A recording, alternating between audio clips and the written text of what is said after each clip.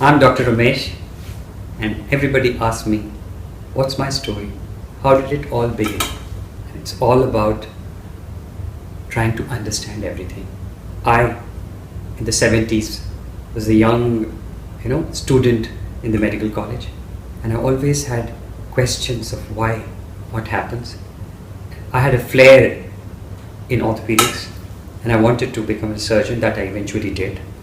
And the questions I would ask is, a bone breaks, how does it start healing on its own? What is it that gives a message or the signal to heal? And when I would ask my professors, they said, it is a feedback mechanism. I said, what is this? Then who gives instruction to the feedback mechanism? They said, the endocrine glands. I said, who gives the signal to the endocrine glands to start the work? They said, the central nervous system. I said, who gives the signal to the central nervous system? And they said, look, this is all we know at the moment. We don't know anything more. So I think you better accept as it is. And I was a person who didn't want to accept. I always wanted to understand how everything works. Okay? So I would do whatever I had to do. And I continued my medical education, became a doctor. Young man, got married. Okay? And I was busy with my marriage and my family and my career. And then came the problem. And the problem was a disease. And that disease was rheumatoid arthritis. And I, as an orthopedic surgeon, was told, and I knew that there is no cause for this disease. I said, how could it be that there is no cause for this disease? How can such a disease happen without having a cause? And that's when the quest began. But the person who was affected was my wife. And she had rheumatoid arthritis. And it's such a painful condition, and I know how it is when somebody has pain. In fact, life becomes hell because one gets so much of pain and discomfort that they literally become angry. And they're so angry, and so the whole house was no more in balance. It had gone out of balance. And I didn't know what to do. And normally, as a doctor, I would prescribe anti-inflammatory, okay? And I would prescribe, if necessary, steroids, and go up to anti-cancer drugs. But when it came to my wife, I'm hesitating in prescribing this. The anti-inflammatory I did prescribe because it was a fertile age. We were in our 20s. We could have babies anytime, and it was not good for the babies. Second, and we knew the side effects of steroids, and we didn't want to get the steroids. But you know what the difference was? When a patient came to me, I never thought of all these things. I very easily prescribed these medicines, but when it comes to my dear one or my family, I'm thinking twice to do that. So it didn't make sense to me. Why there is the duality? For somebody, I decide not to, and for somebody, I decide. So there was something missing in my whole system. And again, why there is no cause? There has to be a cause. So I wanted to search for the cause, and I wanted to find a solution. We went to different forms of medicines like Ayurveda, like natural, that Unani medicine, and Siddha medicine, and all these type of medicines, only to realize that none of them could help her. And she was in the same situation. And with great difficulty, being a doctor, I stepped out of my comfort zone of going to listen to a energy talk on Reiki. And I myself didn't want to do that because I felt that has no research, there is no science to it. So if there is no science and no confirmation, how can I go to this system? But I had no choice because we had tried everything, so I had to go. And it was the most amazing 2 days, an eye-opener for me about everything about energy, when I understood that it's a lack of energy in a system which causes a discomfort, a symptom, or a pain. I said, wow. So all I need to give my wife is energy? And then I learned that science, and I started working on her.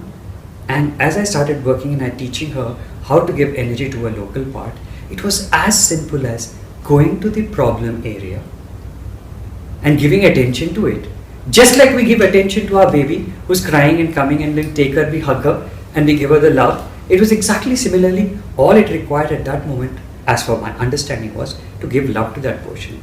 And we worked with this system, and we took various steps to learn all these energy modalities, and somehow we managed to reverse her disease process, and she became healthy again. Even the blood factors, the RA factors came back to normal. And there was absolute evidence. No science was required, no research was required, because I could see the change in her. If she's got better, that means she's fine. But then comes the question, why did this lack of energy happen in her system? That is when I realized that the lack is as a result of the stress she was going through. Now she was from a different culture, I was from a different culture, and both of us with our conservative parents finally got married, and she wants to do her best to see that the family and parents and everybody is happy, and she was trying to adapt to the food situation, the culture situation, the system situation, the place situation, the language situation, and all this she wanted to do her best. All this had happened, and in fact the rheumatoid arthritis happened after she had the first child. My son was born. So I finally came to the conclusion that because she was stressing herself, and that stress led to the development of disease. That gave me a bulb lit up inside me. I said, good. So that means stress is the cause of disease. So that means persistent stress is the cause of disease. And stress by itself is as a result of lack of energy. I said, how can that be? Now look at it. Do we like to be angry? Do we like to be hating? No. These are all negative signs. So there is a lack. That is why we become angry. So I understood it that if somebody is hungry and we want to give food to them, okay, and they don't get the food and they continue to be hungry, then automatically anger comes in. You get tired, you get weak, you're not able to think if you're hungry. So that is what exactly is happening at the point of the problem. Wherever the disease is, wherever the discomfort is, that is what was happening, that there was no food, no nutrition reaching it. And what is the kind of nutrition the body needs? Is oxygen and the food. The carbohydrate, proteins, whatever is required for the cells. If there is a lack of that system, it will go away. Now how did stress affect it? Stress affected all the blood vessels, the circulation was not good, and that is the reason I hypothesized is the possible reason why it was happening. And the moment when we started giving energy to the space, it started getting better and the symptoms got better. So that is how I realized that the connection between disease, stress and lack of energy. Then I said, okay, my wife is better. If I can do it with her, it should happen with the other people also. So we started treating rheumatoid arthritis patients and we started getting the same results. Then I said, if it's coming to this, and if stress is the cause of this disease, stress is the cause of many more things. There are so many diseases we have. Okay, most of them are psychosomatic. Can I do that for other diseases? Can I use it for other things? And that is how it opened up when we started doing it with most of the orthopedic diseases. Then my wife being a pediatrician, we put it into the pediatric aspect, and slowly we started getting known. People started knowing us and they wanted to come to us and they wanted to get the treatments and sessions, and we were able to help the full spectrum of diseases we knew. But the only limitation I found over this period was that any mechanical deformity or a mechanical defect, we were not able to help. Otherwise, anything which was physiological, which was changing inside the body, we could see the difference and the person would start getting better. Now this was so amazing for me. So now I really realized that now I wanted to know, why is it that we have a lack of energy? What is the reason we have a lack of energy in the system? And that clarity came is just because we were not educated. We were ignorant of how to source energy naturally. And that's when I started opening up, besides the patients and besides the diseases, I started applying this with plants. I started applying it with animals. It worked wonders. And that's how I created various tools in order to help to source energy. That brought us to another stage, is ignorance was the cause. As it is, because we are ignorant, that is why we don't know how to source the energy. We don't eat right, for example. We don't breathe right, for example. We do not drink the right kind of water. So we were supposed to be educated in all these aspects. We don't live in the right environment. We use all those things which are not okay for telephone, televisions, mobile things, computers, laptops, all the electrical goods, all these also had a bearing. So once the ignorance was wiped out, automatically we started feeling good and our body started functioning well, and the knowledge came in. So this is how the whole series went on, and it went on and went on over the past 39 to 40 years, and eventually developed into what it is now.